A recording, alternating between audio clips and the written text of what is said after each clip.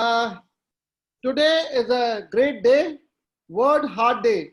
So very happy World Heart Day to all of you. This is our Hum Tum 13th talk in the series of Hum Tum. हम अभी तक हम तुम 12 talks पहले कर चुके हैं जिनके बारे में आपको शायद नॉलेज भी है, नहीं तो मैं आपको बताना चाहूंगा. We have all the celebrities with us. We had in the first Hum Tum we had Mr. Rajiv Arora, the man behind Amrapali, the world's best jewelry brand, and with Mr. R.K. Jain, the senior consultant, labor consultant. The second one was with Mr. Amish Tripathi, the famous writer. And the third one was with Dr. Sunil Shroff, the famous transplant surgeon, transplant के जनक जिनको हम कहते हैं India के अंदर. And the fourth one was with Prasoon Pandey, the advertisement man, you know him very well. And the fifth one was with Mr. Raghavendra Rathore, the fashion designer. Sixth one was with the Commerce Minister of India, ex-Commerce Minister of India, Mr. Anand Sharma. The seventh talk was और दिलों के दिल पे राज करने वाली हेमा मालिनी और ईशा देओल के साथ थी. उसके बाद हर दिल अजीज गोविंदा हमारे साथ थे हम तुम 8 के अंदर. हम तुम 9 के अंदर थे Shashi Tharoor. Everyone know Shashi Tharoor, the kind of वक्ता हैं, जैसे वो जिस तरह के वो व्यक्ति हैं. The 10th one was with the famous scientist Dr. R. Chidambaram, who is famous for his nuclear blast of Pokhran. And the 11th one was with Sister B.K. Shivani, करोड़ों चहेते हैं जिनके world over. The last one was with Dr. Daga, Dr. Shobha Daga, Dr. Akshay Daga, the family of Dagas in Nagpur who went through COVID-19 and who shared their experiences.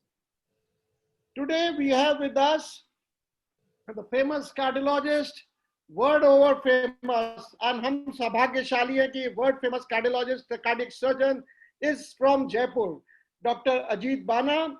Along with him, we have with us Rajiv Arora ji. Rajiv Arora ji को I think किसी भी introduction की जरूरत नहीं है, फिर भी बताना चाहूँगा. Rajiv ji is chairperson of DCF and Rajasthan Amna Sipahi is founder of only Indian international jewelry brand Amrapali, which is really famous world over. And with us is also Anil Bakshi, who is treasurer of JCF. A very wonderful human being. बहुत सारी इनकी भी चीजें हैं जो राजीव जी इनका proper introduction देंगे. और साथ में हमारे एक दिल से आशिक कर बैठे व्यक्ति राम रावत, जिनके बारे में राजीव जी फर्दर आपको बताएंगे. हाँ, तो आज वर्ल्ड हार्ट डे की अपन बात कर रहे थे, तो created by the world heart federation. It is created by the world heart federation.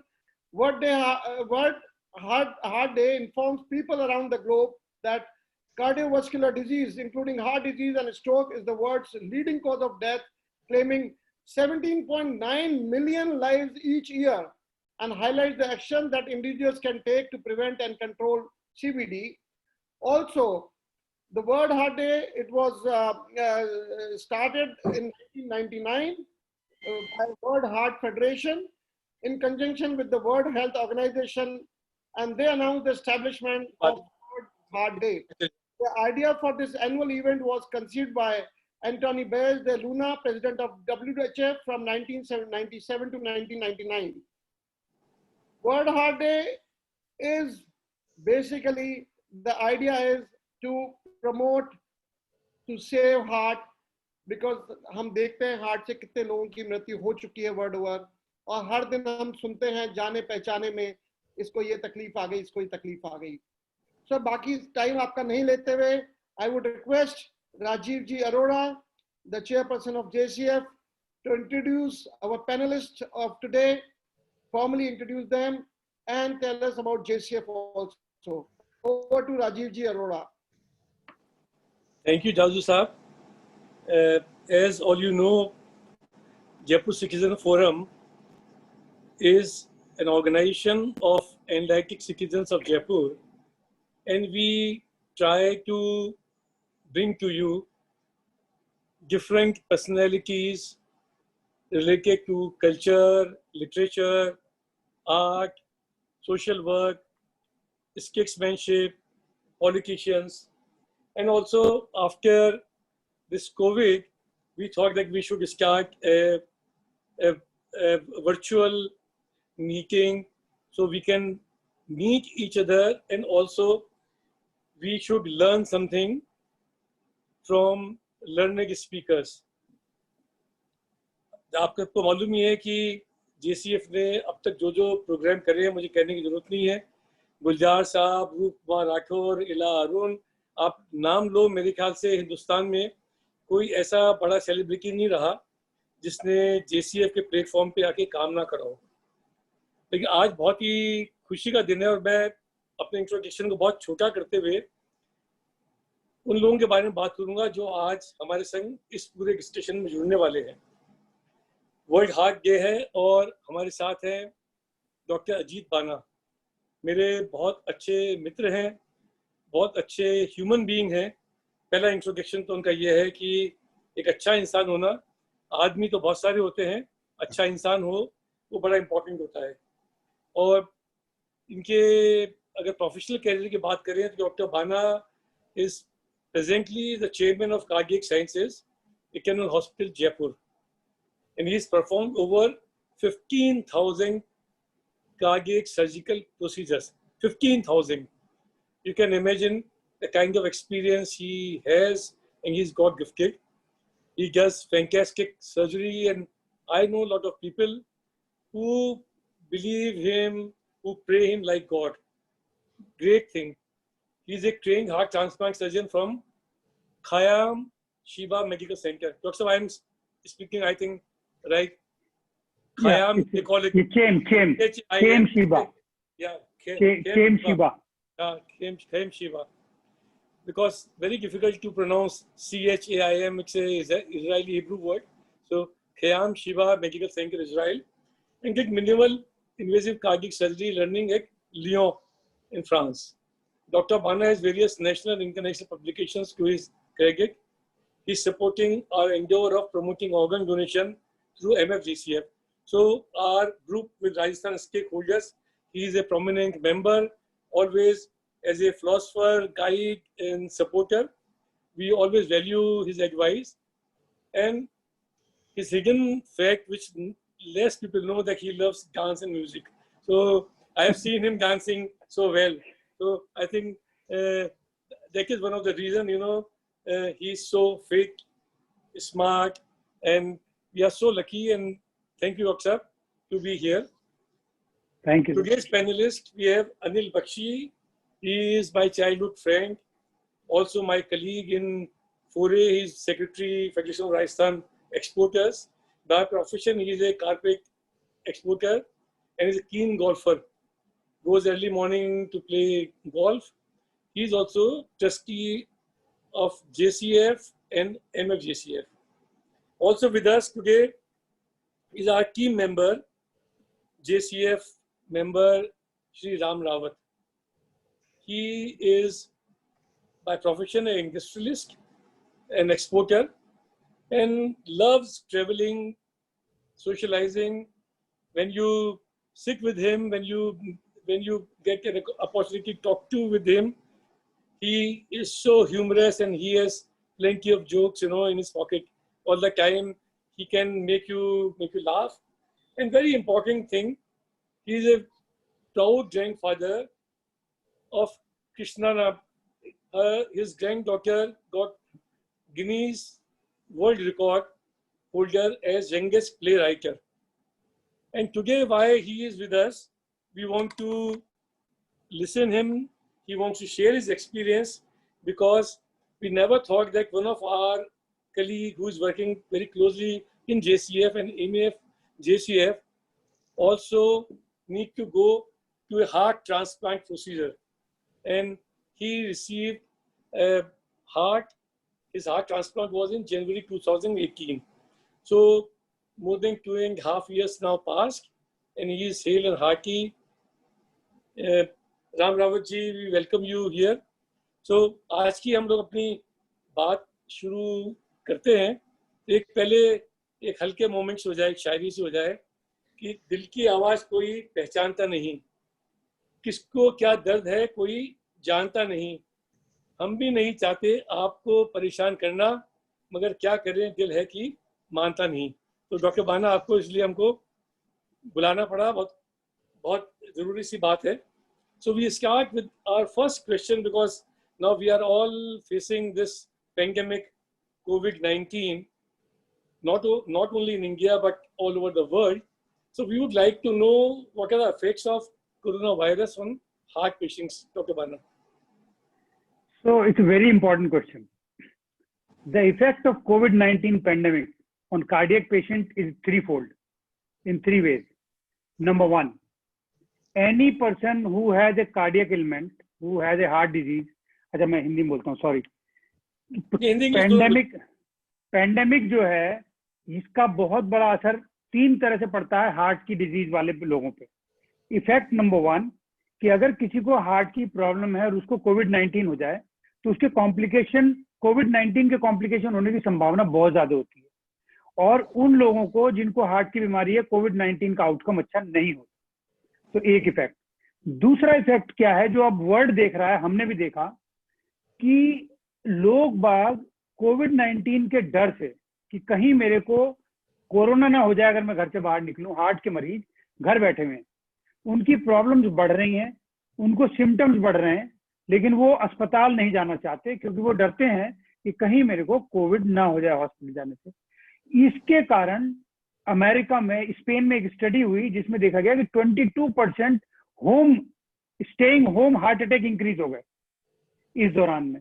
तो लोग बाग क्या कर रहे हैं कि अस्पताल नहीं जाना चाहते, घर बैठना चाहते हैं। तो सेकंड इफेक्ट। थर्ड इफेक्ट क्या है कि एक हार्ट का मरीज जो है, या जिसको ब्लड प्रेशर है, जिसको डायबिटीज है, हार्ट की प्रॉब्लम है, वो वैसे ही परेशान है, ऊपर से उसको कोविड-19 पैंडेमिक का स्ट्रेस। वो क्या काम करता है, सारे दिन न्यूज सुनता है कोविड-19 पैंडेमिक, कोविड-19 पैंडेमिक, इतने मर गए, इतने हो गए, तो उसको एक हिडन स्ट्रेस हो जाता है। वो स्ट्रेस जो उसके हार्ट के मरीज को हो रहा है वो उसके ब्लड प्रेशर को डिस्पाइट मेडिसिन इंक्रीज कर रहा है। तो थ्री फोल्ड इफेक्ट हुआ। पहला इफेक्ट हुआ कि कोविड-19 हो जाए हार्ट के मरीज को तो प्रॉब्लम है।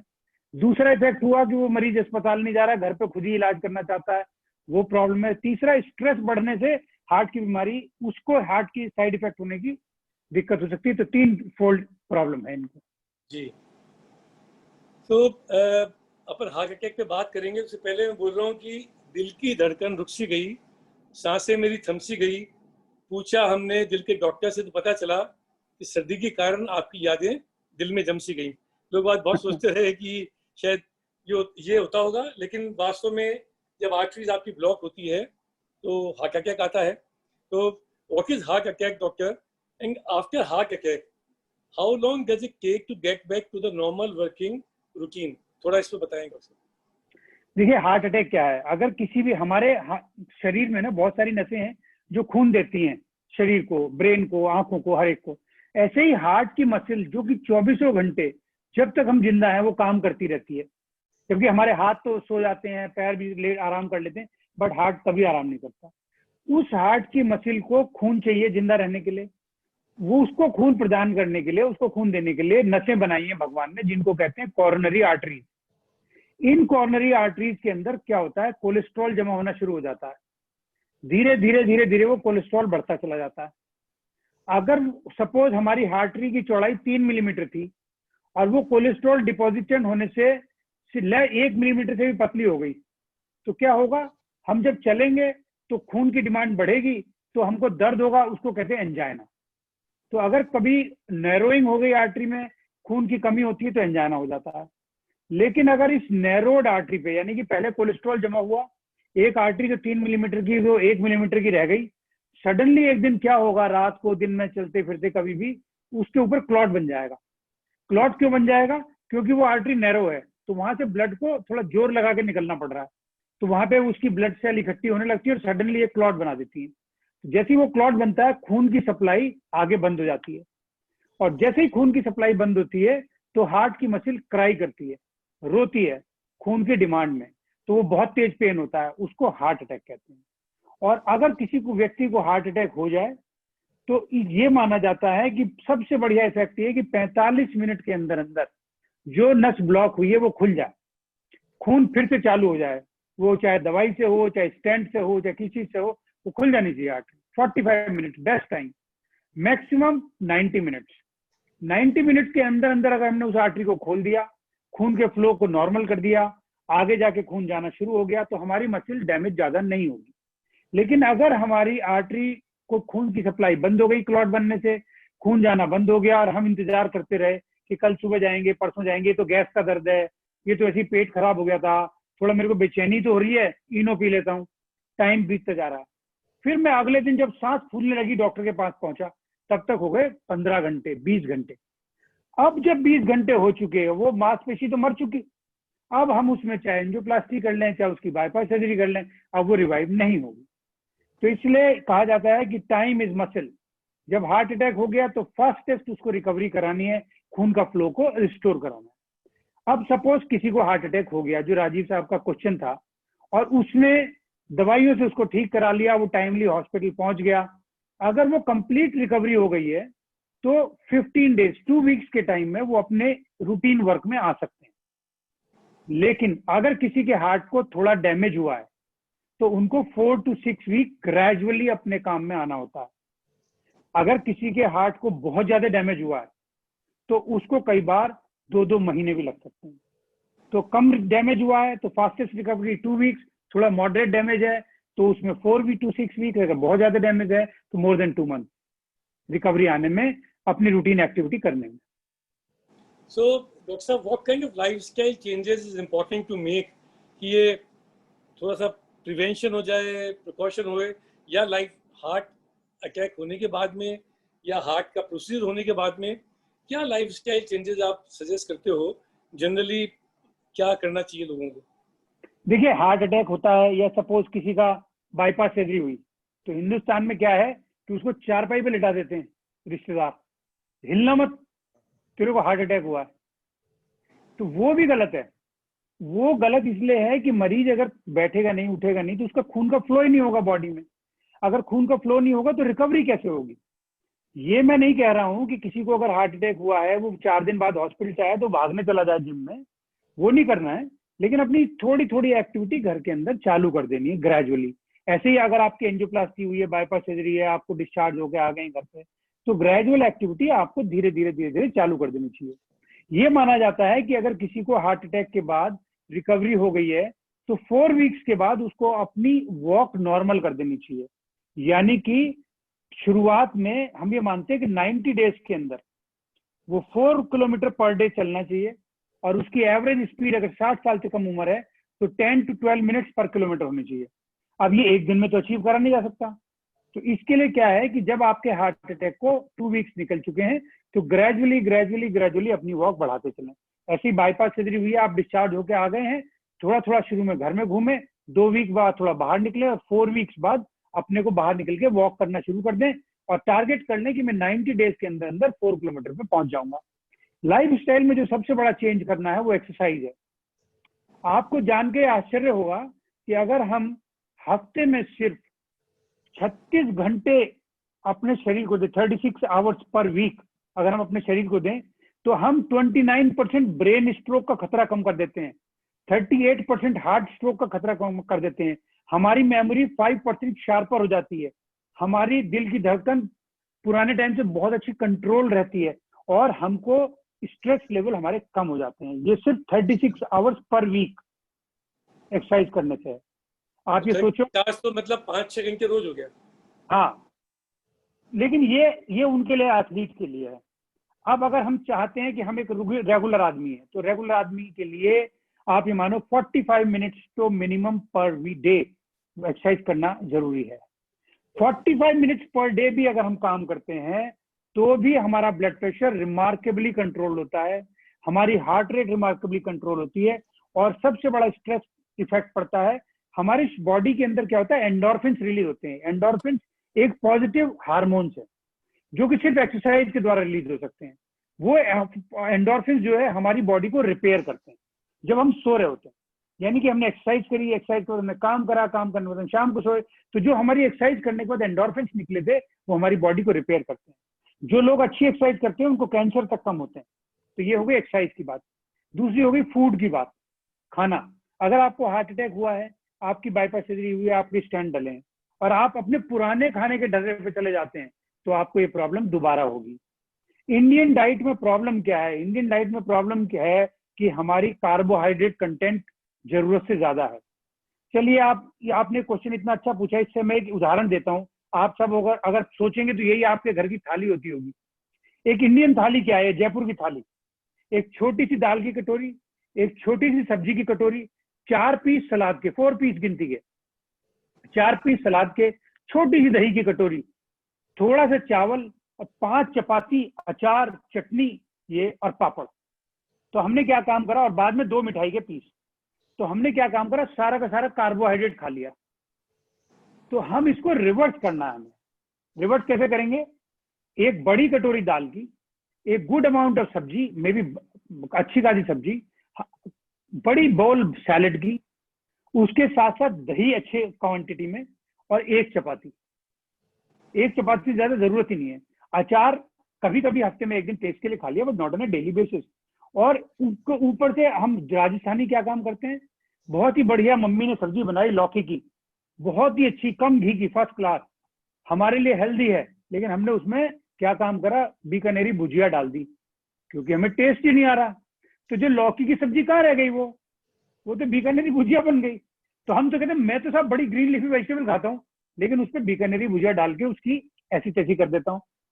तो हमें अपनी डाइट को, सबसे इंपॉर्टेंट चीज है, इसको रिवर्स करना है।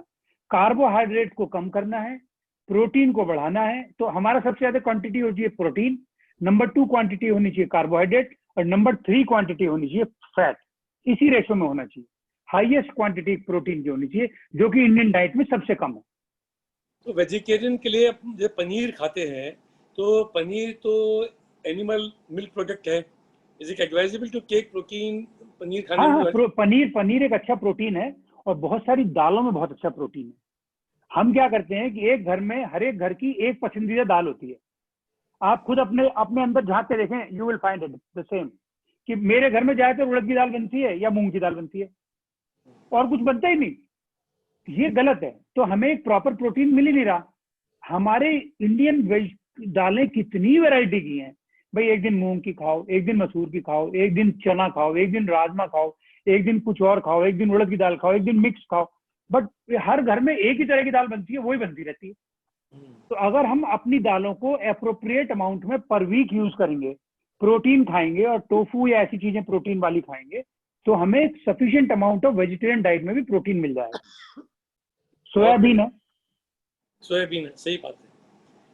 मैं ये पूछ रहा था कि व्हाट इज कार्डियक रिहेबिलिटेशन? कई बार सुनते हैं हम कि कार्डियक रिहेबिलिटेशन के अंदर जाना पड़ा है, लोगों को करना चाहिए। ये क्या होता है कार्डियक रिहेबिलिटेशन?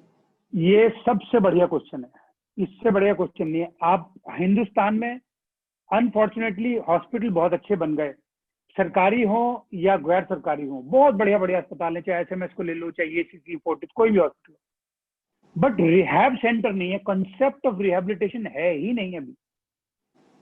प्रॉब्लम क्या होती है, रिहेबिलिटेशन 3 फोल्ड है। पहला रिहेबिलिटेशन होता है मेंटल, जो सबसे ज्यादा जरूरी है। एक आदमी जिसको हार्ट अटैक होता है, राम रावत साहब ये अच्छे समझेंगे, जिसका हार्ट अटैक हुआ है, या जिसको उस हार्ट अटैक के बाद एंजियोप्लास्टी हुई है, या जिसकी बाईपास सर्जरी हुई है, वो बहुत बड़े साइकोलॉजिकल ट्रॉमा में, उसको ये लग रहा है कि अब मेरा जीवन गया, अब मैं कभी नॉर्मल नहीं हो पाऊंगा, मेरे साथ तो ये हो गया, मेरे साथ तो वो हो गया। तो उसको उस साइकोलॉजिकल ट्रॉमा से बाहर निकालना इज ए मेंटल रिहेबिलिटेशन। लोग हैं जो उसको वीडियो दिखाते हैं, उससे बात करते हैं, उसकी सुनते हैं, उससे समझते हैं, उसको बताते हैं कि तू एक नॉर्मल आदमी हो जाएगा, उसको वीडियो दिखाते हैं नॉर्मल आदमियों की। तो ये है मेंटल रिहेबिलिटेशन कार्डियक पेशेंट का। दूसरा होता है फिजिकल रिहेबिलिटेशन। फिजिकल रिहेबिलिटेशन कैसे करेंगे?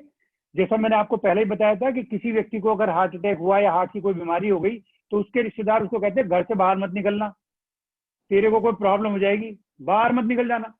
तो वो उसको 6 महीने के लिए घर के अंदर बंद कर देते हैं। ऐसे देखते हैं जैसे कोई पता नहीं कहाँ से एनिमल पकड़ के लाए, खिड़की से दिखाते हैं, वो तुम्हारे फूफा जी, इनकी सर्जरी हुई है, इनके एंजियोप्लास्टी, देखो वो बैठे। अरे भाई उनको मिलने दो, घूमने दो, घर में तो इधर उधर जाने दो। उसको एक फिजिकल एक्टिविटी की आवश्यकता है, उसको पकड़ के चलने की जरूरत नहीं है, उसको फिजिकल एक्टिव, अगर वो ऐसा होगा तो डॉक्टर बताएगा।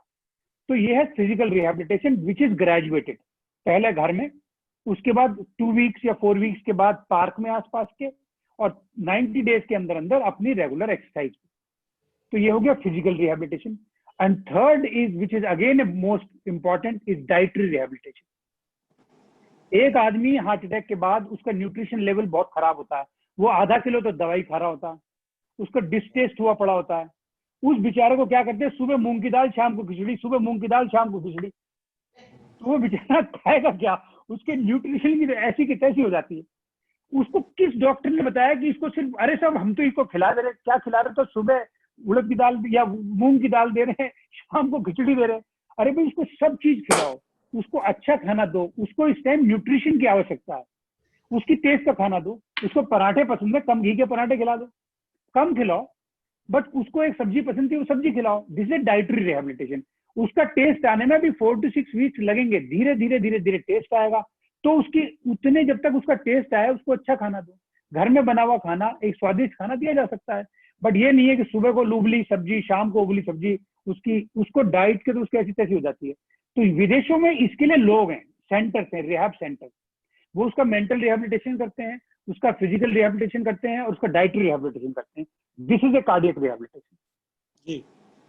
एंड डॉक्टर साहब, when do you suggest someone for a heart transplant? ये जरूरत क्या पड़ती है? हार्ट ट्रांसप्लांट क्यों करना पड़ता है? कब जरूरत पड़ती है? कब आप सजेस्ट करते हो किसी को?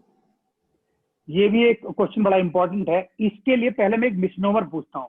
इतने सारे ऑडियंस हैं, ये सब एक दो वर्ड हैं जो इनको समझना होता है। लोग बाग क्या कहते हैं कि हमारे अंकल जी थे, उनका हार्ट फेल हो गया।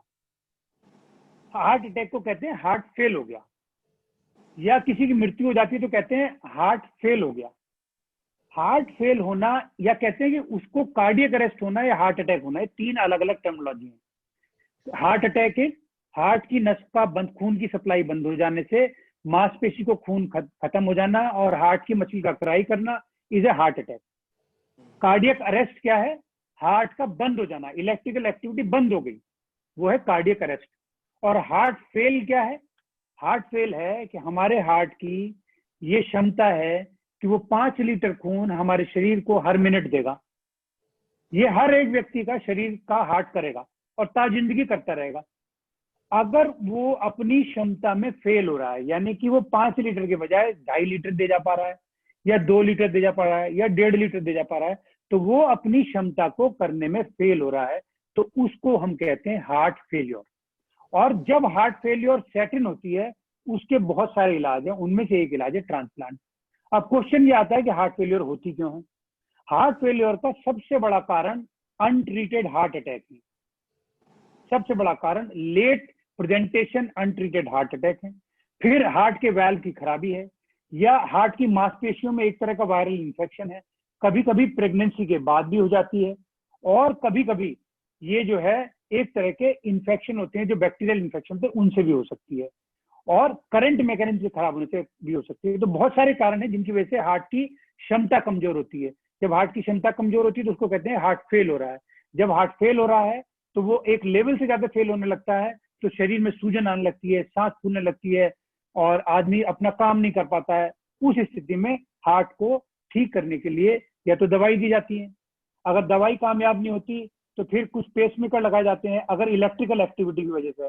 लेकिन अगर मांसपेशी पूरी कमजोर हो गई है और वो काम की क्षमता कुल 15% रह गई है हार्ट की, कुल 1 ही लीटर खून ले जा पा रहा है शरीर को, तो फिर हार्ट को बदलना ही आवश्यक है, हार्ट ट्रांसप्लांट करना जरूरी हो जाता है। आपने खुद ने एक हार्ट ट्रांसप्लांट करे डॉक्टर साहब? हम लोग बड़े लकी हैं कि जयपुर के अंदर ये फैसिलिटी शुरू हुई और आप कर रहे हैं, क्योंकि लोगों को आप पे बहुत ज़्यादा विश्वास है। मेरे पास कुछ क्वेश्चंस हैं डॉक्टर साहब, मैं 2-3 हमारे साथियों की क्वेश्चन मैं पूछना चाहता हूँ। एक तो पहला क्वेश्चन है, ये पीसी जैन साहब ने पूछा है कि हम सुनते हैं कि हार्ट हृदय प्रत्यारोपण के बाद कभी कभी किसी व्यक्ति के व्यवहार में परिवर्तन आ जाता है जो कि दानदाता के व्यवहार के अनुरूप होता है। क्या हृदय में भी कुछ मेमोरी सेल्स होते हैं? देखिए, हृदय में मेमोरी सेल्स तो नहीं है, लेकिन आप अपने आप को देखें। मैं पीसी जैन साहब से कह रहा हूँ, जब स्कूल में होंगे ना, कॉलेज में, तो अगर कोई आपको लड़की पसंद होगी, वो अगर पास से भी निकल जाती होगी तो धड़कन बढ़ जाती होगी। आपने कोई एक्सरसाइज तो नहीं करी ना, और हार्ट की आंखें भी नहीं है। तो देयर इज अ सिस्टम। कोई एक ऐसा मैकेनिज्म है जो अभी तक साइंटिस्ट नहीं ढूंढ पाए कि which is connected to brain and heart. हमारी आंखों ने किसी एक व्यक्ति को देखा, वो हमको पसंद था, उसने एक ब्रेन को सिग्नल दिया, जिसने कि एक हार्ट को सिग्नल दिया और हार्ट की धड़कन तेज हो गई। तो ये एक कनेक्शन है विच इज नॉट साइंस। इसको कनेक्शन को मैं बता दूं कि ये वाला ट्रैक है, ऐसे कोई ट्रैक आइडेंटिफाइड नहीं है ऐसे। बट हाँ, ये ही इज राइट कि ऐसे बिहेवियरल चेंजेस लोगों में देखे गए हैं, और स्पेशली जेंडर चेंज में ज्यादा देखे जाते हैं, नॉन जेंडर चेंज में बहुत कम देखे जाते हैं। जेंडर चेंज मतलब कि किसी मेल को फीमेल का हार्ट मिला या किसी फीमेल को मेल का हार्ट मिला। अच्छा, ये हम सब लोगों के लिए बिल्कुल नई जानकारी है। We have no knowledge about it. बड़ा अच्छा क्वेश्चन था। हमारे साथी है Mudit Sahni, he is asking whether medication helps a person towards lower risk of high cholesterol, hypertension, strokes and heart attacks. हाँ, लेकिन क्या है कि प्रिवेंशन तभी करानी चाहिए जब आपको पता हो कि आपका कोलेस्ट्रॉल बढ़ा हुआ है। अगर आपका कोलेस्ट्रॉल नॉर्मल है और आपने दवाई शुरू कर दी तो आपको बहुत नुकसान देगी। नहीं, मेडिकेशन उनका है। मेडिसिन वही कह रहा हूँ, meditation. Okay, meditation. Definitely, meditation helps it a lot. There has been a study done in US which has seen that meditation reduces your endotoxins as well as oxidants. So it works like antioxidant. तो आपके endotoxins कम करता है, और oxidants जो है, जो कि नुकसानदायक केमिकल शरीर में रिलीज होते हैं, जो हर एक के शरीर में रिलीज होते रहते हैं हर टाइम, अभी भी हो रहे हैं हमारे शरीर में, क्योंकि हमारा शरीर हर टाइम सेल तोड़ रहा है और नई सेल बन रही है। इस प्रोसेस में बहुत सारे केमिकल रिलीज होते हैं जो ऑक्सीडेंट्स कहलाते हैं। वो ऑक्सीडेंट्स को कंट्रोल करने का काम करता है मेडिटेशन, और उसकी वजह से हमारा स्ट्रेस लेवल कम होता है। जब हमारा स्ट्रेस लेवल कम होता है तो जैसे मैंने आपको पहले बताया था, एंडोर्फिन्स रिलीज होते हैं, गुड हार्मोन्स रिलीज होते हैं। तो वो हमारे कुछ ऐसे खतरनाक केमिकल्स को कंट्रोल करते हैं जो हमारे कोलेस्ट्रॉल को नुकसान पहुंचा सकते हैं, बढ़ा सकते हैं, जो हमारी ब्लड प्रेशर को बढ़ा सकते हैं, जो हमारे इवन कुछ जगह पे ये भी देखा गया है कि जो हमारे लंग्स को नुकसान करते हैं उसमें भी आराम पहुंचाता है। जी, एक हमारे और मेंबर है अतुल कपूर, वो पूछ रहे हैं कि is there any connection between diabetes and heart disease. And second question मैं आपको उसके साथ ही देता हूँ, आप एक जवाब दे दें। ये राजेंद्र प्रकाश का क्वेश्चन है कि I was detected with very high value of triglycerides in the year 1999 and I think took medicine for cholesterol for a few months, started walking and also started taking raw chopped garlic and also juice of onion first thing in the morning. I am following this routine since then till today and I am long back free from cholesterol. Now my question is whether above is helpful in strengthening heart. तो दो question हो गए, diabetes और heart का क्या coordination है, और ये सवेरे जो सुनते हैं गार्लिक खा लें, चॉप अनियन का जूस पिए, ये इज दिस हेल्पफुल? देखिए, पहला क्वेश्चन था जो डायबिटीज से रिलेटेड था कपूर साहब का, वो कुछ diabetes increases the risk of heart disease bye 2 to 4 fold, 2 से 4 गुना बढ़ा देती है। और लेकिन इसका दूसरा क्या है, हमारी डायबिटीज को हम कैसे कंट्रोल कर रहे हैं, इट ऑल मैटर्स दैट। हर एक आदमी, आप किसी भी डायबिटीज से पूछें, कुछ चीजें बड़ी इंपॉर्टेंट बताऊंगा आपको जो मैंने अपनी प्रैक्टिस में 19 साल की सीखी है। आप किसी से पूछिए डायबिटीज को, सर मेरी ब्लड शुगर 150 चलती है, मैं सुबह शाम चेक करता हूँ अपने घर पे, बढ़िया चल रही है। डॉक्टर को कब मिले थे? तब पिछले साल गया था, तब से वो दवाई खा रहा हूँ। भाई डायबिटीज है, every 3 month you need to visit your doctor. उसके साथ साथ ये ब्लड शुगर आप अपने घर पे देख रहे हो, वेरी गुड थिंग, बट हर 3 महीने में HbA1c कराओ। HbA1c एक ऐसा पैरामीटर है जो बताता है कि आपकी डायबिटीज कितनी कंट्रोल में है। आपको एक चीज और बताता है इंपॉर्टेंट, कि शुगर 2 तरह की होती है। एक शुगर जो हमारे ब्लड में घूम रही है, जो हम नापते हैं, जिसको हम कहते हैं ब्लड शुगर, ये हमको नुकसान नहीं पहुंचाती, चाहे 200 हो, चाहे 150 हो, चाहे 170 हो, चाहे 250 हो। एक होती है शुगर जो हमारे शरीर में हमारी कोशिकाओं से, हमारी सेल से चिपकी हुई है, वो शुगर पता लगती है HbA1c करने से, जो हर 3 महीने में करा जाता है। तो अगर किसी डायबिटीज वाले मरीज ने अपना HbA1c 7 के नीचे रखा हुआ है और बेटर 6.5 के आसपास, तो उसको हार्ट की बीमारी होने का चांसेस बहुत कम हो जाते हैं, ऑलमोस्ट उतनी हो जाती है जितने नॉर्मल पब्लिक में। लेकिन हम क्या ध्यान तो देते नहीं, दवाई खाते रहते हैं ऊट पटांग तरीके से, तो हमारे 2 to 4 फोल्ड इंक्रीज हो जाता है। एक और बड़ी कॉमन चीज है डायबिटिक और जब मैं जानता हूँ कि बहुत सारे लोग जो सुन रहे होंगे उन्हें पता भी होगा, क्या करते हैं डायबिटीज के मरीज कि वो मिठाई खाएंगे, रसगुल्ला खा लेंगे और उसके बाद 1/4 टैबलेट और खा लेंगे तोड़ के डायबिटीज की। वो कहेंगे कि मैंने तो मिठाई खाई, थोड़ी सी शुगर की दवाई और खा लेता हूँ। बगैर डॉक्टर से पूछे तो वो सोचते हैं कि ये जो मिठाई दवाई खाई ये उस मिठाई को न्यूट्रलाइज कर देगी। ऐसा नहीं है, ये दवाई न्यूट्रलाइज नहीं करती। डायबिटीज है तो आपकी शुगर कंटेंट 0 होना चाहिए। 0 मीन्स 0। अब शुगर की ना तो मिठाई खानी, ना कुछ खाना, ना कुछ खाना ही नहीं है। You need to stop it. तो ये क्वेश्चन पूरा होता है डायबिटीज वाला। 2 to 4 फोल्ड इंक्रीज होती है, लेकिन अगर हमारी शुगर कंट्रोल में है तो फिर ज्यादा प्रॉब्लम नहीं होती। और हमें इन चीजों का ध्यान रखना है। HbA1c हर 3 महीने में टेस्ट कराना है और अपने आप को 6.5 के आसपास रखना है। दूसरा क्वेश्चन है ट्राइग्लिसराइड से रिलेटेड। ट्राइग्लिसराइड अगर इनका कंट्रोल हो गया है तो जो ये खा रहे हैं उनके बारे में तो मुझे नहीं पता, बट मैं आपको उससे रिलेटेड एक और बड़ी अच्छी चीज बताता हूँ। एक रिसर्च हुई और अनफॉर्चुनेटली बहुत सारी इंडियन कंटेंट पे रिसर्च विदेश में हुई है। एक रिसर्च हुई जो कि यूके में हुई, जिसका नाम दिया गया स्टडी ऑफ इंडियन पॉलीपिल। इस इंडियन पॉलीपिल के सब्स्टिट्यूट आप सोच सकते हैं क्या क्या है, मैं बताता हूँ। पहली चीज है इसबगोल हस्क, दूसरी चीज है आंवला, तीसरी है सोया, चौथी है बंगाल ग्राम, पांचवी है मेथी और छठी है गार्लिक।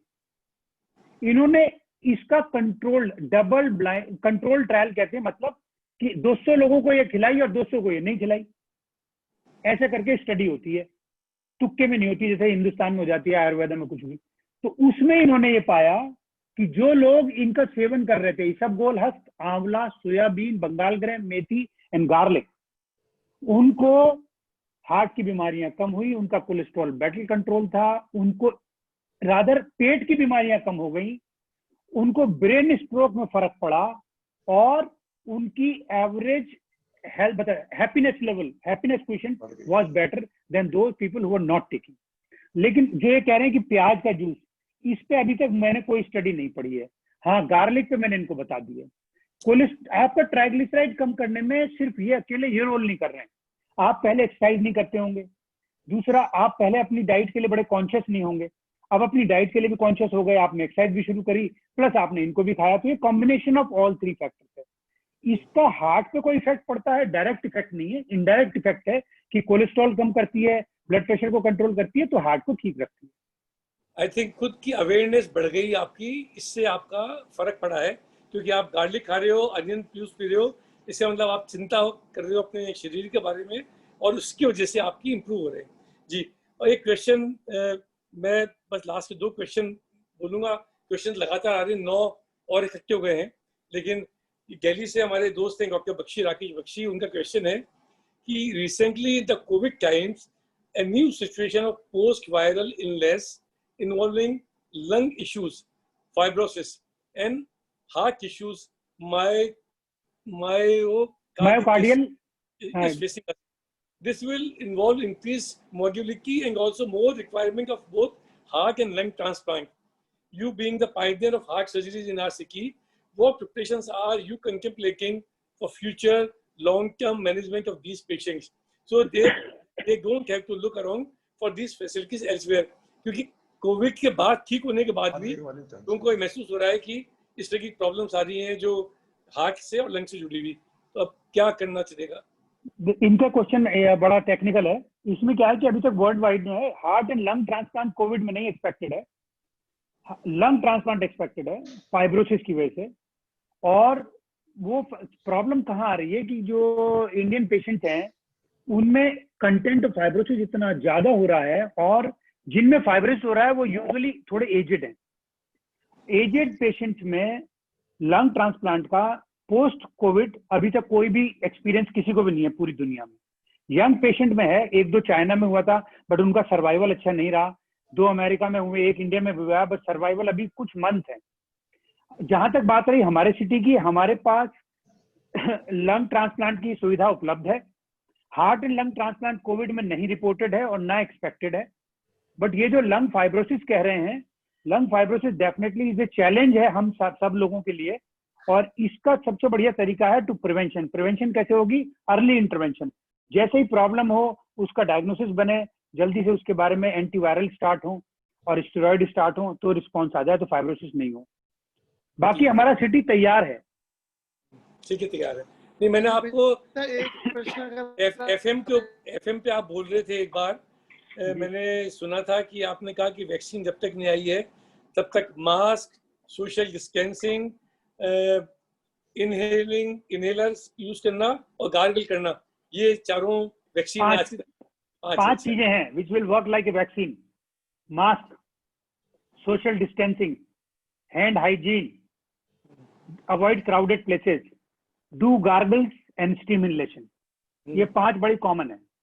लेकिन एक और बड़ी इंटरेस्टिंग चीज बताता हूँ आपको मास्क से रिलेटेड। आपने जब क्वेश्चन पूछा है कि आपने मास्क लगाया, कि हम सब लगा रहे हैं, बाजार जा रहे हैं, हमने कोई भी एक गाड़ी का दरवाजा खोला, फिर उसके बाद अपने गए आगे, फिर एक से हाथ मिलाया या कुछ मेज वेज पे हाथ लगाया, फिर अपना मास्क एडजस्ट कर लिया, तो अब हमने सारा काम जीरो कर दिया।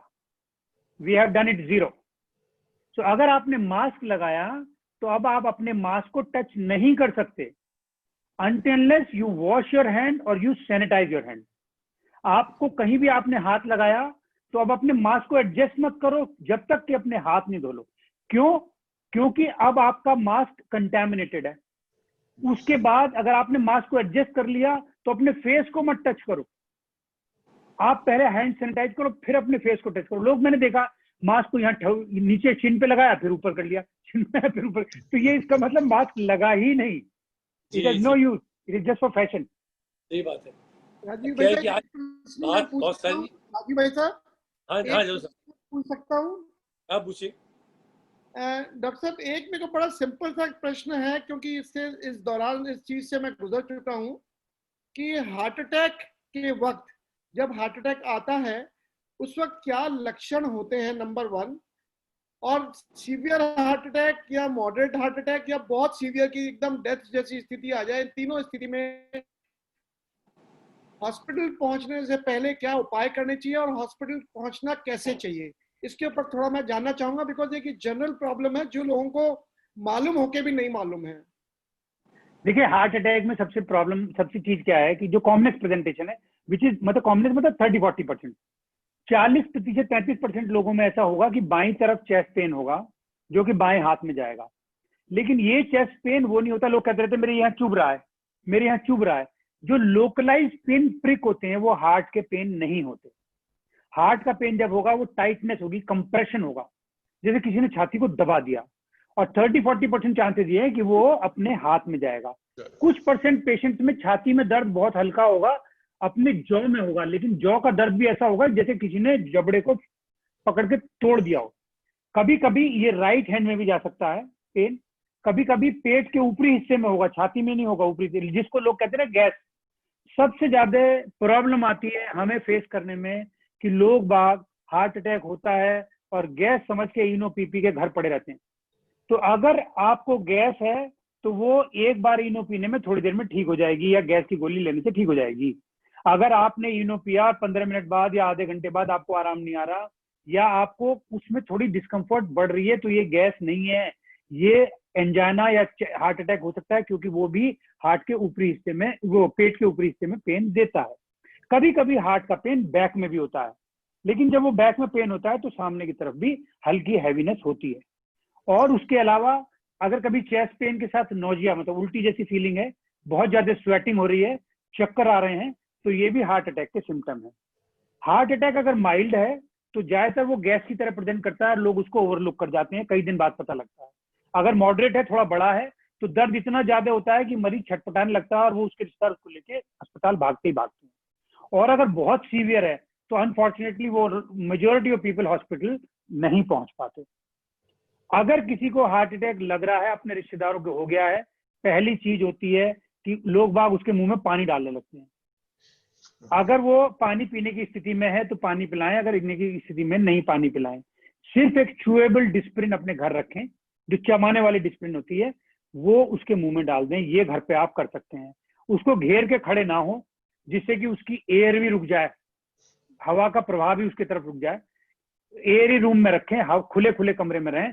और अगर आप अस्पताल के किसी भी आसपास हैं तो आप फटाफट जो है अपनी गाड़ी में ले जाएं और अगर थोड़ा दूर है तो 108 पे फोन करके एम्बुलेंस बुलाएं या कोई और एम्बुलेंस बुलाएं, तब अस्पताल ले जाएं। इंपॉर्टेंट है कि एयरी रूम में रखें, एक डिस्प्रिन मुंह में डाल दें, पानी अगर पीने की स्थिति में थोड़ा पानी पिलाएं, ज्यादा पानी नहीं पिलाएं, लंग्स में जा सकता है, और चूएबल डिस्प्रिन मुंह के अंदर डाल दें। ये आप घर पे कर सकते हैं। बस सॉर्बिट्रेट 5 mg और 10 mg की जो पहले रोल हुआ करता था, आजकल नहीं, सॉर्बिट्रेट एंजाइना में हेल्प करती है, हार्ट अटैक में ज्यादा नहीं करेगी। Disprin is more important. अच्छा, डिस्प्लिन ज्यादा इम्पोर्टेंट है। चलिए, अभी क्या है कि राम रावत साहब से भी हमको बात करनी है, लेकिन मैं लास्ट मेरा आपसे सवाल है कि आप कोई मैसेज देना चाहते हो, कोई बात हमने छोड़ दी हो। वैसे तो मैं आपसे एक्सपेक्ट करूंगा कि आप इस टॉक में बने रहे, जिससे राम रावत के क्या एक्सपीरियंस आते हैं उसके बाद भी आप कुछ बोलना चाहें तो बोल सकते हैं। Your message. क्वेश्चंस भी ले लूंगा मैं उसके बाद में। और जब राम रावत साहब खत्म करेंगे, मैं if I can take few questions, और उसके बाद फिर मैं बाद में एक मैसेज दे दूंगा। आज ऐसा लग रहा है कि जैसे कोई बहुत बढ़िया सीरियल भी देख रहे हो, उसमें मजा आता है, उस तरीके से लोग आपका एंजॉय कर रहे हैं इस बात को, क्योंकि इतनी इन्फॉर्मेटिव है और इतनी आम आदमी की लैंग्वेज में आप चीज़ों को बता रहे हैं कि मेरे ख्याल जितने भी ऑडियंस हैं वो चिपके हुए हैं IPL छोड़ के डॉक्टर अजीत पाना की बैटिंग देख रहे हैं अभी तो उसका मजा आ रहा है। तो मैं अनिल बख्शी जी से कहता हूँ कि वो you can start with Shri Ram Rawat. Thank you Rajiv भाई साहब। आई थिंक डॉक्टर साहब बहुत ही अच्छे शब्दों में, बहुत सरल शब्दों में आपने एक्सप्लेन किया, मजा आ गया सब आज इतना सुन के। आज बड़ी खुशी की बात है, हमारे अजीज दोस्त राम रावत साहब हमारे बीच में है। सबसे बड़ी बात है कि हार्ट रिसिपिएंट हैं ये, और आज हमारी इस वेबिनार में हमारे साथ में हैं। रावत साहब के बारे में तो राजीव भाई साहब ने बता ही दिया आपको बहुत कुछ, लेकिन इनका 2017 के अंदर हार्ट की प्रॉब्लम हुई थी। उसके बाद 2018 के अंदर इनका हार्ट ट्रांसप्लांट हुआ था, जो कि चेन्नई में हुआ था।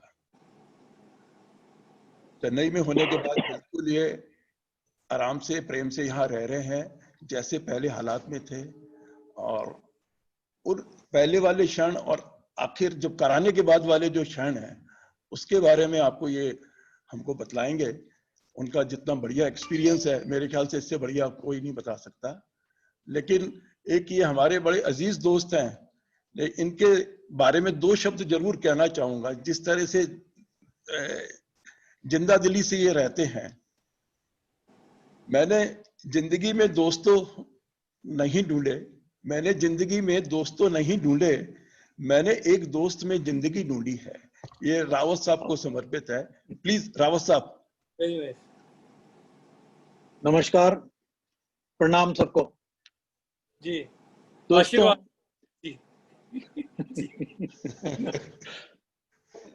दोस्तों, सबसे पहले तो मैं चेन्नई के डॉक्टर KR बाला और उनकी टीम को धन्यवाद देना चाहूंगा, जिन्होंने मुझे नया जीवन प्रदान किया, उपचार के दौरान कभी भी डिमोरलाइज नहीं होने दिया और थोड़ा इंतजार ज्यादा कराकर मुझे एक स्वस्थ और यंग हार्ट ट्रांसप्लांट किया। आज मुझे ट्रांसप्लांट कराए हुए 33 महीने हो चुके हैं। वह जीवन एकदम सरल, आसान व पहले जैसा है। मैं अपने आप को अभी भी पहले की तरह फिट व स्वस्थ महसूस करता हूँ। मैं अपने परिवार, दोस्तों का भी आभार प्रकट करता हूँ, जिन्होंने मुझे हर संभव मदद व दिलासा दी। साथ ही मैं डॉक्टर सुनील श्रॉफ, भावना जगवानी, अनिल बख्शी जी का भी आभारी हूँ, जिन्होंने MFJCF की तरफ से मेरा पूरा सहयोग किया व चेन्नई के डॉक्टरों से पूरा तालमेल की बिठाया। डॉक्टर अतुल कासलीवाल को भी मेरा आभार। उन्होंने जिस तरह मुझे अटैक आया था, उस दिन से आज तक बखूबी इलाज कर रहे हैं, वह संभाला है मुझे। जैसा कि आप लोगों को मालूम है कि जनवरी 2018 में मेरा हार्ट ट्रांसप्लांट चेन्नई में किया गया था। देखिए, जिंदगी में कुछ भी निश्चित नहीं है, कब वक्त बदल जाए, क्या जरूरत आ जाए पता नहीं। मुझे आज भी फिल्म आनंद की ये पंक्तियां याद है। बाबू मोशाय, जिंदगी और मौत ऊपर वाले के हाथ में है, उसे हम नहीं बदल सकते। हम सब तो रंगमंच की कठपुतलियां हैं, जिसकी डोर ऊपर वाले की उंगलियों में बंधी है। मैंने जब जयपुर MFJCF की स्थापना हुई थी, तो अपने आप को सर्वप्रथम ऑर्गन डोनर के रूप में रजिस्टर किया था। मुझे नहीं मालूम था कि मुझे ही कुछ समय पश्चात हार्ट की आवश्यकता पड़ने वाली है। दोस्तों, जिंदगी बहुत हसीन है, जीने का अंदाज अलग अलग है। मैं अपनी इस सेकंड इनिंग में भी बहुत खुश हूँ। दोस्तों, आप सभी को मेरा ये संदेश है कि जिंदगी को मजे से जिए, आज को जिए, सभी को साथ लेके जिए, क्योंकि जिंदगी की डोर तो ऊपर वाले के हाथ में है। आज इस वर्ल्ड हार्ट डे पर मैं अपने आप सभी से अनुरोध करूंगा कि कृपया ऑर्गन डोनेशन के इस महान कार्य में, महान दान में दिल से, तन से और मन से सहयोग करें। एक मानव शरीर में 9 अंग ट्रांसप्लांट किए जा सकते हैं, अर्थात 9 जिंदगियों को बचाया जा सकता है। मृत्यु के पश्चात मृत शरीर किसी काम का नहीं रहता, परंतु आप अपने ऑर्गन डोनेट करते हैं तो डोनर को और उसके परिवार को हमेशा याद किया जाता है। मानव जीवन बचाना तो एक बहुत बड़ा महान कार्य है। अब सबसे ज्यादा मैं अपना आभार प्रकट करता हूँ मेरे हार्ट डोनर के परिवार वालों को, जिन्होंने भावनाओं को छोड़कर इतना बड़ा नेक कार्य कर डाला और मुझे नया जीवन प्रदान किया है। मैं और मेरा परिवार उन सभी को ईश्वर तुल्य समझकर शत शत नमन करता हूँ। कृपया सहयोग करें, MSJCF के इस महान कार्य को भी आगे ले जाने की मुहिम का हिस्सा बने। जहां तक मेरा एक्सपीरियंस है, हार्ट ट्रांसप्लांट में कोई बुराई नहीं है। अगर ऑर्गन अवेलेबल होता है, हार्ट ट्रांसप्लांट कराना चाहिए। सिर्फ हमें प्रॉब्लम आ रही है अभी ऑर्गन डोनर्स की। साउथ में अवेलेबिलिटी ज्यादा है, इधर अपने एरिया में अवेलेबिलिटी कम है। लोगों में अवेयरनेस की काफी कमी है, जिसकी कि हमें जागरूकता की बहुत ज्यादा जरूरत है। आपने देखा कि मैं एक अच्छा खासा हंसता खेलता इंसान हूँ, only because of the organ donation. मैं आप सभी से एक बार फिर कहूंगा कि कृपया ऑर्गन डोनेशन की तरफ ध्यान दें और डोनर्स के लिए कुछ ना कुछ ऐसा डालें जिससे कि डोनर्स आगे आ सके, परिवार आगे आ सके। बहुत अच्छा रावत साहब, आपने तो बहुत कुछ कह दिया। और आपकी इस मुहिम से मैं जानता हूं कि हमारे इस MSJCF का जो कार्य चल रहा है, लोगों के अंदर इसमें जागरूकता आएगी। और लोगों से मैं यही अपील करूंगा, आप लोग ज्यादा से ज्यादा अंगदान के बारे में अपना प्रचार करें और अंगदान के अंदर आगे आए। थैंक यू जी। हाँ, तो मैं डॉक्टर बनना से शुरू करता हूँ, फिर 2-4 कुछ क्वेश्चन और पूछ लेते हैं। डॉक्टर साहब, एक ये क्वेश्चन हार्ट से रिलेटेड तो नहीं है, क्योंकि आप आए हैं तो अभी सीजन शुरू होता है अक्टूबर नवंबर से, बहुत सारी फ्लू और इससे रिलेटेड बीमारियां शुरू होती हैं। तो क्या ये इन्फ्लूवैक वैक्सीन होती है, वो एडवाइजेबल है, एवरी ईयर सबको लगवानी चाहिए? एब्सोल्युटली एडवाइजेबल है।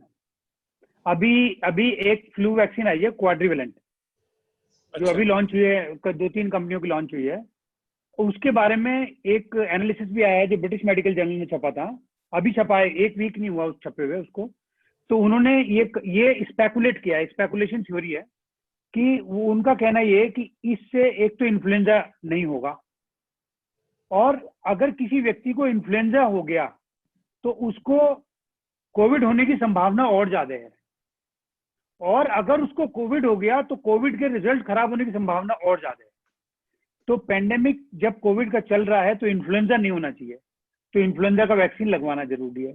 दूसरा, ये स्पेकुलेशन थ्योरी एक और है कि अगर हमने एक वायरस के लिए वैक्सीन लगाया तो एंटीबॉडी तो शरीर में बनेंगी, T cell B cell activate होंगी, तो हो सकता है मतलब इट्स नॉट श्योर, हो सकता है कि थोड़ा प्रिकॉशन वो कोविड के लिए भी दे दें। तो अगर specially people who are more than 50 years of age should get a flu quadrivalent vaccine which is available in the market, recently launched quadrivalent, चार स्ट्रेन है उसमें, 4 स्ट्रेन वाली। ठीक है। एक और इम्पोर्टेंट चीज कोविड से रिलेटेड मैं बताऊंगा, अभी आज ही ये पब्लिश हुआ है, और ये इसको हम बहुत इंपॉर्टेंट महत्ता देते हैं इसको, जो ये पब्लिकेशन आज हुआ है कोविड से रिलेटेड है। और स्पेशली मैं इसलिए बोलना चाहूंगा इसको, क्योंकि ये हम कहते हैं मेटा एनालिसिस। मेटा एनालिसिस किसको कहते हैं? कि जितनी भी रिसर्च हुई इस सब्जेक्ट पे पूरी दुनिया में, उस सारी रिसर्च को एक साथ मिलाओ और उसका एनालिसिस करो। तो मेटा एनालिसिस हुआ है जो कि आज ही पब्लिश हुआ है, और वो मेटा एनालिसिस ये कहता है कि जो लोगों ने हाइड्रोक्सी क्लोरोक्विन ली उनमें 7% डेथ होने की संभावना बढ़ जाती है। अच्छा 7%। और उस क्लियर कट लिखा है उसमें, क्लियर कट, ये मेरे वर्ड्स नहीं है, ये पब्लिश हो गया आज, it is publish, Meta analysis 36 randomise trials का, यानी कि 36 जगह पे दुनिया के कोने कोने में 36 ट्रायल हुए, उन सब का एनालिसिस बना। उसमें ये पता लगा कि HCQ increases the death rate by 7%। तो SCQ तो नहीं दी जानी चाहिए, SCQ को बहुत it is not, it is not Not. By today morning study, it is not. And ये स्टडी नहीं है, ये मेटा एनालिसिस है, it means it value a lot. तो ये जो वैक्सीन है ये 50 साल से बड़ों को लेनी चाहिए कि हर एडल्ट को ले सकता है? हर अडल्ट ले सकता है, बट उनके लिए ज्यादा इंपॉर्टेंट है। उनके ज्यादा इम्पोर्टेंट अब चेक करें अवेलेबिलिटी कितनी है, जी। आपको आप पैसे कितना खर्च करना चाहते हैं, अवेलेबिलिटी कितनी है। ठीक है डॉक्टर साहब इसके साथ एक निमोनिया का भी एक वैक्सीन आ रहा है ना, तो दोनों साथ न्यूमोकोकल, लगवाने चाहिए? हाँ pneumococcal vaccine old age 65 years above. Okay, अच्छा। पर दोनों साथ साथ लगवा सकते हैं? नहीं, अभी पेंडेमिक में इतने सारे वैक्सीन नहीं लगवाओ।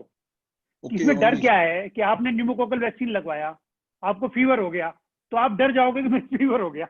ओके, विच usually इज उसके अंदर- important, get it done that only. इस टाइम इम्पोर्टेंट है सिर्फ ये वैक्सीन, हाँ उसका नाम मुझे याद नहीं, बट क्वाड्रिवेलेंट वैक्सीन है। हाँ वही है, इन्फ्लुवेक केट्रा करके है, ये एबॉट की है जी।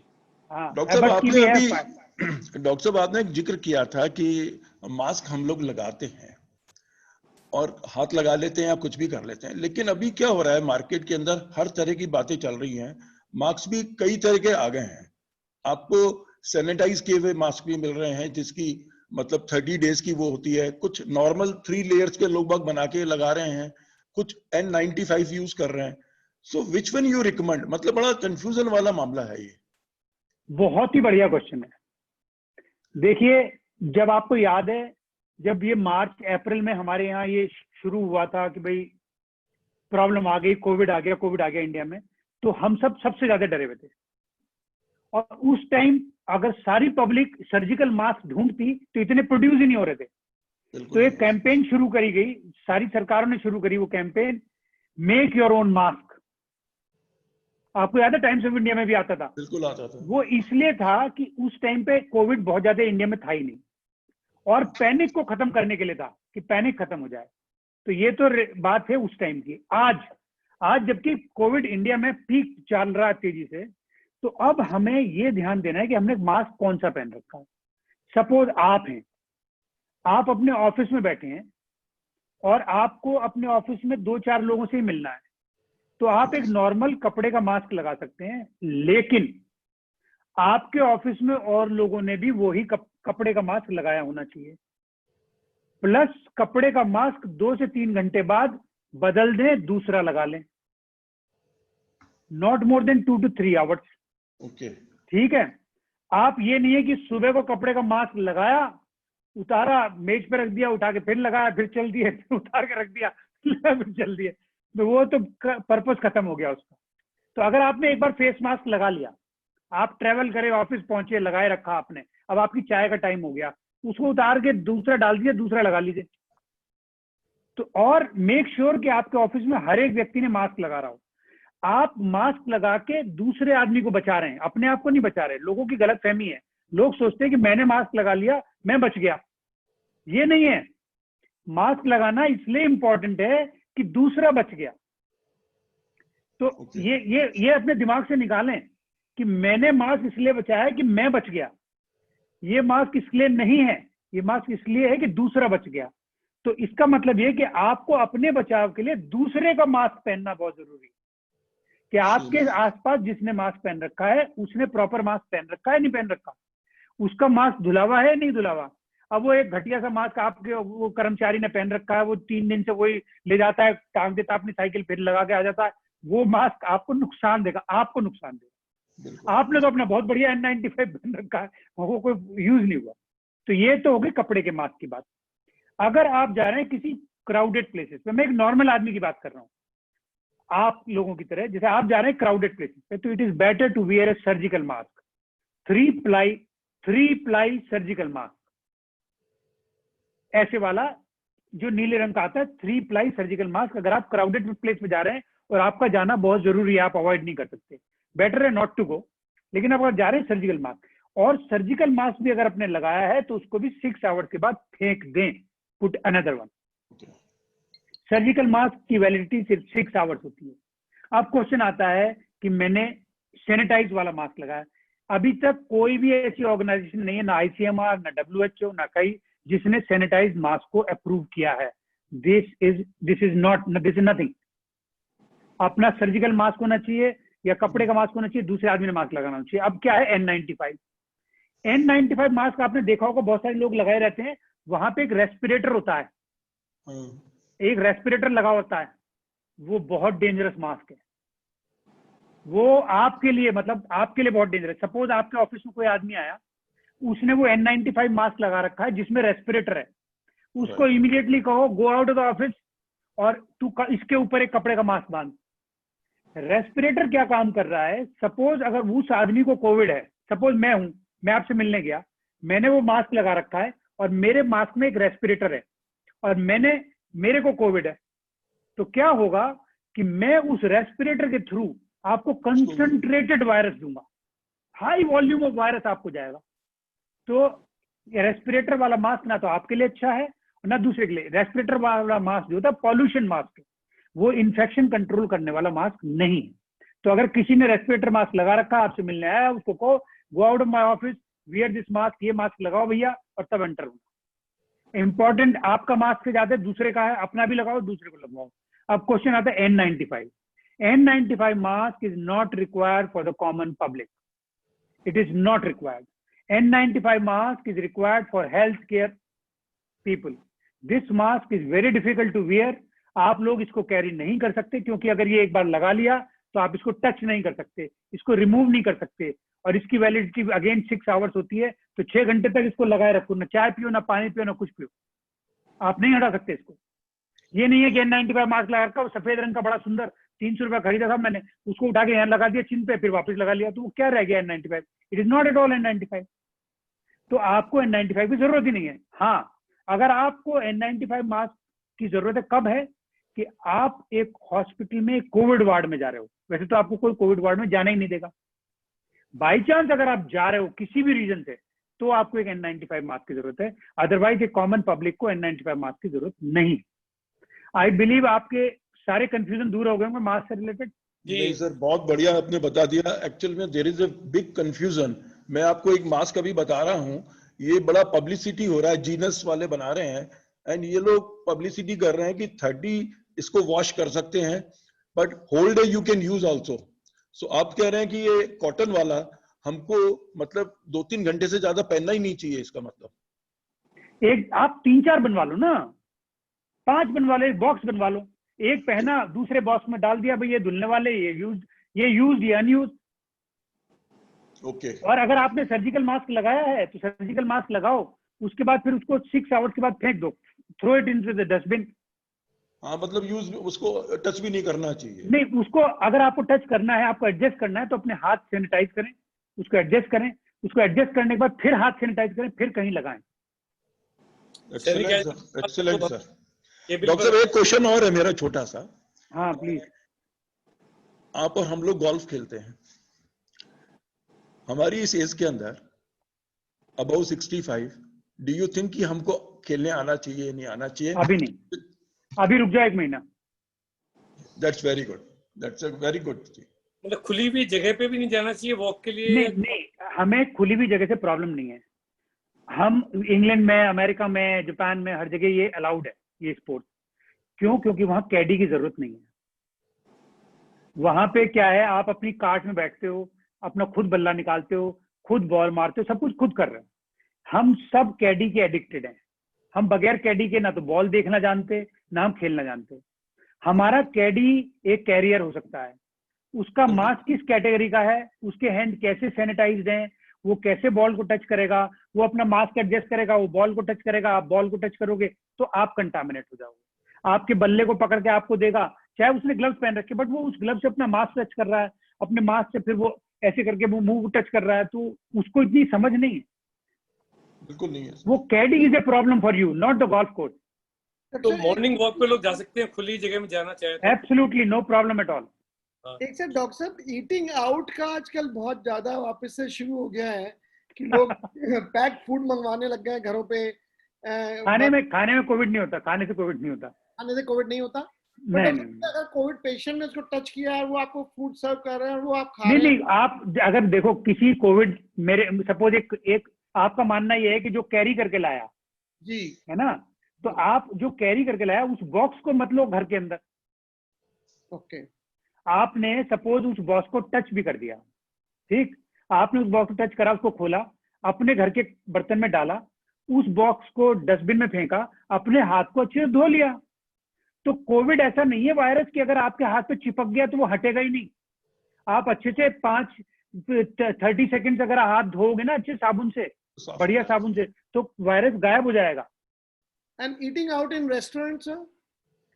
अभी मतलब आप जा सकते हो, but go with proper distancing. अब वहां भी प्रॉब्लम क्या है, प्रॉब्लम ये ऐसा नहीं कि मेरा मन नहीं करता, मेरा मन करता, प्रॉब्लम ये है कि वो जो वेटर सर्व कर रहा है उसका स्टेटस कैसे बताओगे? That's right. खाने से नहीं होगा, हाँ, किसी थर्ड आदमी का हमको पता नहीं है कौन उससे होगा। सही बात है। बस एक खत्म करते हैं, 2 क्वेश्चंस और मैं पूछना चाहता हूँ। एक तो किसी ने पूछा है कि अर्जुन की छाल का क्या इफेक्ट है, does it reduce blood cholesterol and control blood pressure. और दूसरा क्वेश्चन है कि role of cow milk for the heart health care and general care, इनका क्या, दोनों चीज के बारे में आप क्या बताना चाहेंगे? देखिए ये थोड़े इमोशनल है इनका कोई साइंटिफिक फैक्ट नहीं है। बड़ी इंपॉर्टेंट चीज है कि साइंटिफिक फैक्ट पता लगाना कि अर्जुन की छाल पे आज तक कोई भी ऐसी स्टडी नहीं हुई। हम स्टडी को क्या कहते हैं? Double blind randomised trial. मतलब कि देने वाले को पता नहीं वो क्या दवाई दे रहा है, लेने को वाले को पता नहीं वो क्या दवाई खा रहा है। एक को अर्जुन की छाल दो, डॉक्टर को पता ही नहीं अर्जुन की छाल दे रहा है, और एक को कोलेस्ट्रॉल कम करने की दवाई दो, फिर उनके 6 महीने बाद रिजल्ट देखो, तो आप बता सकते हो कि अर्जुन की छाल इफेक्टिव थी या नहीं इफेक्टिव थी। अब किसी एक व्यक्ति ने खाई, उसका कोलेस्ट्रॉल कम हो गया, बट किसी का कम नहीं हुआ, तो हम इसको कैसे बताएंगे? We can't tell it. But हाँ, अपनी प्लेसिबो इफेक्ट है, मेरे को फील बहुत अच्छा आता है, मैंने अर्जुन की छाल पी ली, मेरा कोलेस्ट्रॉल ठीक रहेगा, तो I will be very happy. Happiness question बहुत अच्छा है। ऐसे ही काउ मिल्क में अभी मेरे मित्र जो है ना, वो काउ मिल्क का काम कर रहे, तो मैंने पढ़ा था उनकी वजह से A2 मिल्क, तो मैंने भी पढ़ा, मैंने उससे पहले कभी नहीं पढ़ा था। तो A2 मिल्क के कुछ एडवांटेजेस हैं, बट उसके डायरेक्ट इफेक्ट हार्ट पे नहीं है। कार्सिनोजन मतलब कैंसर की, पेट की बीमारियां, उनको A2 milk is very very helpful, but वो हार्ट से कोई डायरेक्ट रिलेशनशिप नहीं है। जी डॉक्टर साहब, मैं बस राजीव जी और क्वेश्चन पूछ रहे हैं? नहीं, क्वेश्चन तो बहुत सारे आ रहे हैं, लेकिन क्वेश्चन मेरे ख्याल से ठीक नहीं रहेगा। बोलते कि हम लोग 1 घंटा 10 मिनट हो चुका है ऊपर जाते जाते। कुछ क्वेश्चन ऐसे हैं कि जो लोगों ने पर्सनल पूछे हैं, मतलब पूरी डॉक्टर की एडवाइस इस पे लेना चाहते हैं, तो वो मैं कहूँगा डॉक्टर साहब से पर्सनल टाइम लेके उनसे बात करें कि क्या क्या हुआ है। जनरल नेचर के क्वेश्चन पूछे मैंने, आप पूछे जादू साहब। हाँ जी doctor sir, it is a great session, very interesting session. Sir एक पर्सनल क्वेश्चन एक और पूछूंगा सर। अच्छा, एक और क्वेश्चन आया कि न्यूज़पेपर, जादू साहब न्यूज़पेपर पढ़ सकते हैं क्या हाथ में लेके? न्यूज़पेपर से भी फैलता है क्या कोविड, क्या लगता है? आपका मन कर रहा है, जरूर पढ़े न्यूज़पेपर। न्यूज़पेपर पढ़ने से प्रॉब्लम नहीं है कि, लेकिन न्यूज़पेपर ऐसे नहीं पढ़े कि ये अगर न्यूज़पेपर पढ़ रहे हैं तो चाय नहीं पिए, न्यूज़पेपर पूरा पढ़ लें, उसके बाद बाहर रख दें, हाथ धो लें आके, कुछ नहीं फर्क पड़ेगा। या फिर आज वो इंफ्रारेड में उसको करके उसको स्टेराइल कर लें। हाँ, पर डॉक्टर साहब, फिर एक बात ये चली है, तो एक बात और बताएं कि बाहर से लोग मतलब हर एक के घर में शूज पहन के आते हैं और अंदर चल के आ जाते हैं किसी के यहाँ, तो एक्चुअल में उसको भी तो सैनिटाइज होके आना चाहिए ना। नहीं, आप ये आपने शुरू में नहीं देखा था, आपने जापान ने एक बहुत बढ़िया प्रेजेंटेशन दिया था, और वो चाइना का से प्रोड्यूस हुआ था। उन्होंने क्या काम कर दिया था चाइना में कि shoes were not allowed inside the house. आपके बाहर के शूज अलग थे, घर के शूज अलग थे। बिल्कुल, ये इटली के अंदर सर यही चक्कर क्या है कि ये वायरस हैवी वायरस है, ये वायरस हवा में उड़ने की संभावना कम है, ये जमीन पे गिरने की संभावना ज्यादा है। ओके सर, एक क्वेश्चन और था सर कि ब्लड थिनिंग और कोलेस्ट्रॉल की जो मेडिसिन लोग लेते हैं कई सालों तक, 15-15, 20-20 सालों तक, उसके लिए इज इट ओके और like regular advice, doctors advice के साथ चलते रहे, कोई ऐसी तकलीफ तो नहीं उनके साथ? ये बहुत इंपॉर्टेंट है। ये नहीं है कि एक बार कोलेस्ट्रॉल कम करने की दवाई ये ब्लड थिनर लेनी शुरू कर दी तो डॉक्टर को मिले ही नहीं, चलती रही, वो गलत है। हर 3 महीने में अपना कोलेस्ट्रॉल चेक कराएं, क्योंकि डोज कम करनी है, बढ़ानी पड़ सकती है। ऐसी ब्लड थिनर के लिए भी अपना देखते रहें, वो बहुत इंपॉर्टेंट है। ऐसी अपने आप से सेल्फ मेडिकेट नहीं करें। 6 monthly is advised, 6 monthly meeting. 3 monthly, अगर कोलेस्ट्रॉल कम करने की दवाई चल रही है, ब्लड थिनर चल रहे हैं, तो every 3 monthly minimum. Well, right, Dr. Sahab, the questions are unlimited and you are such a sweetheart कि आपसे हर जना कुछ पूछना चाहता है, आपसे हर जना जुड़ना चाहता है। और ये जयपुर का सौभाग्य कहूंगा डॉक्टर बाना, that you are the best. You are the best means I would rate you as the best in the world. मेरे फादर कार्डियोलॉजिस्ट थे और हमेशा कहा करते थे, अंत तक जब उनकी 92 की एज थी तब भी वो कहते थे, अरे भाई देखना मुझे हार्ट की कोई प्रॉब्लम हो जाए ना तो अजीत बाना के अलावा कहीं और मत लेके जाना। Means people used to love you and love you। और इसी तरह से पूरा शहर आपको प्यार करता है, बहुत प्यार करता है, और आपने इस शहर को बहुत दिया है। हजारों ऐसे जानने वाले दोस्त हैं जो आपकी ट्रीटमेंट में रहे हैं और आज खुश हैं, मुस्कुराते हैं और आपको हजारों दुआएं देते हैं। सो डॉक्टर साहब, आपने बहुत दुआएं पाई हैं और आप दुआएं पाते रहेंगे और ऐसे ही जयपुर की 100 साल तक सेवा करते रहें। बहुत आपको आशीर्वाद सभी का, बहुत प्यार आपको सभी का। And thank you Ram Rawat ji, thank you Anil Bakshi भाई। एक बात कहूंगा एंड में, लास्ट में एक बात कहूंगा। एक शायरी आपने सुनाई थी, तो मैं भी सुनाता हूँ चलते चलते। इस दिल के ये राम रावत जी के लिए है, आपको दे रहा हूं मैं। इस दिल के धड़कने का कुछ तो सबब आखिर, इस दिल के धड़कने का कुछ तो है सबब आखिर, या दर्द ने करवट ली या तुमने इधर देखा। तो एक इम्पोर्टेंट है, अपने हार्ट का ध्यान रखना है, एक्सरसाइज करें, प्रॉपर डाइट का ध्यान दें। अगर डायबिटीज है तो कंट्रोल में रहें, उसके साथ मजाक ना करें। जो ड्रग्स ब्लड प्रेशर वगैरह की लेते हैं प्रॉपरली लें। अगर आप अपने आप का ध्यान रखेंगे तो हार्ट आपको परेशान नहीं करेगा, आपकी सेवा सदियों तक करता रहेगा। Thank you very much, have a good night. Thank you Ramnath भाई, आपसे भी इतनी सारी अच्छी बातें आपकी सुनी और आपका पर्सनल एक्सपीरियंस था, तो हमारे जो MFJCF के लोग हैं वो सबको सुन के बड़े उत्साहित हैं। डॉक्टर बाना और आप दोनों को देख के बहुत खुश हैं कि लोग ज्यादा से ज्यादा हार्ट ट्रांसप्लांट के लिए आगे आए, डोनर्स बने और इसके ऊपर एक बहुत बड़ा काम हो जयपुर के अंदर, पूरे राजस्थान के अंदर। हमारे भावना जी लगी हुई है, अनिल भाई लगे हुए हैं, राजीव भाई साहब लगे हुए हैं, सभी लोग इस काम के अंदर पूरे तरीके से लगे हुए हैं और ये काम बहुत आगे बढ़े। प्रभु से यही कृपा है कि किसी की भी मृत्यु इस कारण से नहीं हो कि उसको अंग नहीं मिल रहा। अंग इतना डोनेट करने का एक रिवाज सा बन जाए, जैसे कि स्पेन के अंदर है कि हर आदमी अपना अंग डोनेट करने के लिए आगे आए। प्रभु से यही कामना है कि ऐसा ही होगा। और thank you very much once again Anil भाई एंड राजीव भाई, and special thanks to doctor Bana. Thank you very much. Thank you, नमस्कार।